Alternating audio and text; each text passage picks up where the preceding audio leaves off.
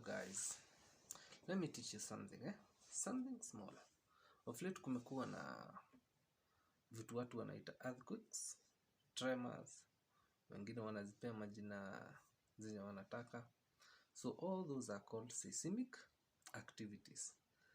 Now tremors na earthquake ni kama the same thing hazina difference kubwa.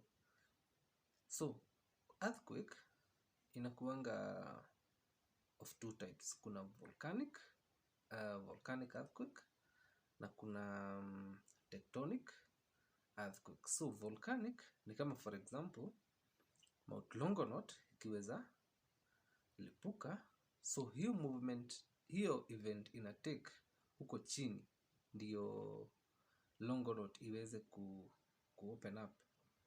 Hiyo ndio inafanya movement kwa earth na ndio inaitwa volcanic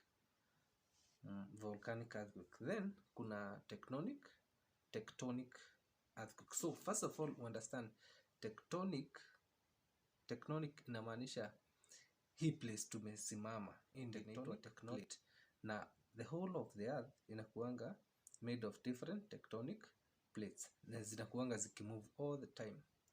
So at least so far so good So since 2005 kumekuwa na some seismic activities especially along the Rift Valley.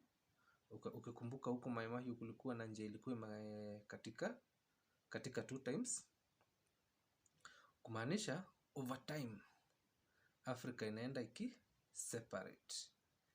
So the last few weeks hapa Limuru na areas za Ndeiya kumekuwa na the seismic events. Hazijakuwa so huge, lakini vile hazijakuwa zikihappen and most of us wale young na hata watu wengine old hawaja feel hizo activities for almost 10 au 20 years, ndio kuna hiyo shock. So earthquake inapimwa na kitu inaitwa Richter scale. Ndio inapimanga kutoka ina range, na let's say kama ile ilikuwa happen Haiti yenye ilikill thousands of people ilikuwa kwa Richter scale ya 7. Sijui wanapima aje, don't ask me. Na hizi zingine ndogo za 1, 2. So kuna machine inaitwa something like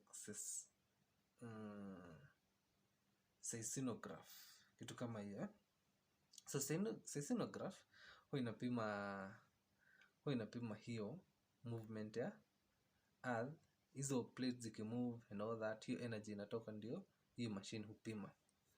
So the higher the energy, the higher the scale So hizi za kwetu Ndeiya, unless how geologists wapima wajue the Richter scale imefika wapi, siwezi sema.